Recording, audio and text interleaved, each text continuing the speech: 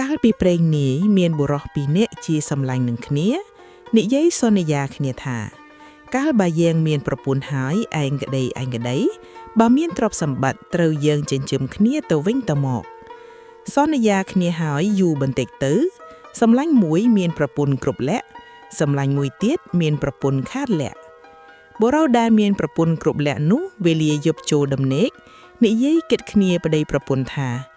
យើងរកស៊ីអីឲ្យមានឆាប់ប្រពន្ធឆ្លើយថាអ្នកចង់រកស៊ីអីឬប្រែខ្ញុំឲ្យត្បាញរវៃលក់ដូរខ្ញុំទទួលតាមមិនហ៊ានទៅតឹងទាស់ចិត្តអ្នកទេលុះកន្លងមកពេលចូលដំណេកយប់ក្រោយទៀតប្តីនិយាយនឹងប្រពន្ធថានាងអើយបងគិតឃើញរបរមួយមុខបើបានដោយគំនិតនឹងបានមាសប្រាក់ផ្ដិលតុកថាដោយងាយប្រពន្ធសួរប្តីថាគិតធ្វើដូចម្ដេចក៏បានងាយម្ល៉េះប្តីប្រាប់ប្រពន្ធថា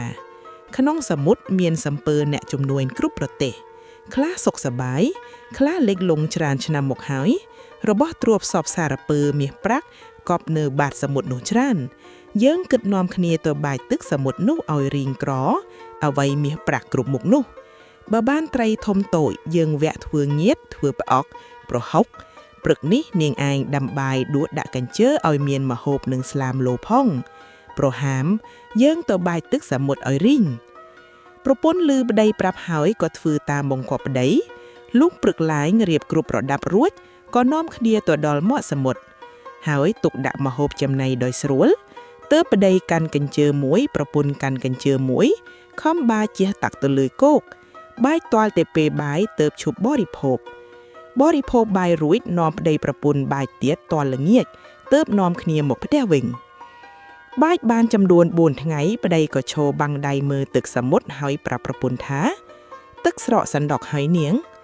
ប្រពន្ធឆ្លើយថាបើដូច្នោះយើងខំបាយទៅយូរណាស់កន្លះខែទៀតមុខជារៀងហើយយើងចាប់យកត្រីធំតូចវេះធ្វើងៀតធ្វើផ្អកប្រហុកថ្លឹងលក់យកប្រាក់មួយទៀតសំពៅទាំងប៉ុន្មានដែលលេចលង់មកយូរឆ្នាំនោះយើងត្រូវការយកប្រាក់មាសតុកថាចានក្បាននៅក្នុងសំពៅនោះមិនដឹងបីយកទៅណាអស់ទេថារួចដល់ល្ងាចត្រឡប់មកផ្ទះវិញព្រឹកឡើងនាំគ្នាទៅបាយទៀតហើយនិយាយតែពាក្យដដែលដូចថ្ងៃមុនហ្វូងម៉ាឆាក្នុងសមុទ្រស្ដាប់ឮដឹងដំណឹងសពគ្រប់ភ័យបារម្ភណាស់ជំនុំគ្នាថាយើងមុខជាស្លាប់ម្ដងនិនយើងនាំគ្នាទទួលស្ដេចត្រីឥន្សាសមុទ្រទើបរស់រួចជីវិតគិតហើយនាំគ្នាមុជហែលទៅដល់ស្ដេចត្រីទូលតាមដំណើរដែលបុរសប្តីប្រពន្ធមកបាចទឹកសមុទ្រនោះស្ដេចត្រីដឹងហើយបង្គាប់ត្រីទាំងប៉ុន្មានដែលទទួលនោះថាឯងរាល់គ្នាពាមយកមាសបាន5ក្រឡាប្រាក់5ក្រឡានិងតុកថាសផ្ដិលចានទៅឲ្យបុរសប្តីប្រពន្ធអង្វរឲ្យគេលែងបាចទឹកសមុទ្រទៅត្រីទាំងនោះក៏យកវត្ថុគ្រប់ចំនួនតាមស្ដេចត្រីបង្គាប់រួចនន់គ្នាពាមហែលមកដល់បុរសប្តីប្រពន្ធអង្វរសូមឲ្យលែងបាចទឹកសមុទ្រត្រីទាំងនោះក៏ហាមាត់ខ្ជៀតក្រឡាមាសប្រាក់ទុកថាសផ្ដិលចានឲ្យបុរសប្តីប្រពន្ធបុរសប្តីប្រពន្ធមានសេចក្តីត្រេកអរពន់ពេកក៏ឈប់លែងបាចទឹក2ថ្ងៃនោះនាំប្តីប្រពន្ធរែកជញ្ជូនទៅទុកផ្ទះត្រាតែអស់បុរសប្តីប្រពន្ធក៏មានទ្រព្យសម្បត្តិច្រើនថ្កើនរុងរឿងបានសេចក្តីសុខរៀងទៅពរនីពីសម្លាញ់ដែលមានប្រពន្ធខាតលែកគាត់ភ្ញុកនឹករលឹកដល់សម្លាញ់និងនាំប្រពន្ធទៅលេងផ្ទះសម្លាញ់ដែលមានប្រពន្ធគ្រប់លក្ខ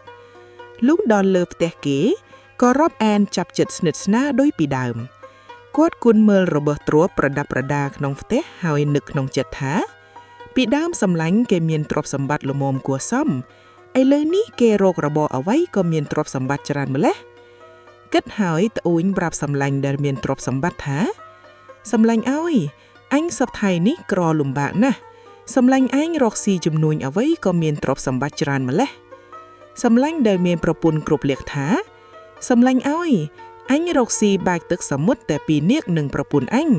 ពេលព្រឹកទៀបភ្លឺប្រពន្ធឡើងដាំបាយមានគ្រប់ប្រដាប់